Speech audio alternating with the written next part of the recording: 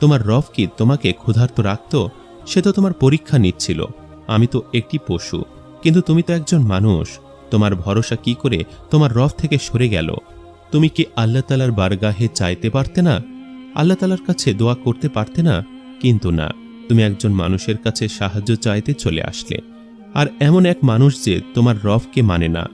এ সমস্ত কথাগুলি শোনা মাত্রই সেই আবিদ ব্যক্তিটি অঝোর নয়নে কান্না শুরু করে দিল। সে আবারও তার পাহাড়ের গুহায় ফিরে আসলো, আর আল্লাহ তাআলার দরবারে সেজদায় পড়ে গেল, আর কান্না করতে করতে মাপ চাইতে লাগলো। ইয়া আল্লাহ, আপনি আমাকে মাফ করে দিন, আমার ভুলকে মাফ করে দিন। এ আমার আল্লাহ, আমি এটি ভাবিনি আপনি আমাকে এই নির্জন জায়গায় কিভাবে খাবার দাবার দিলেন।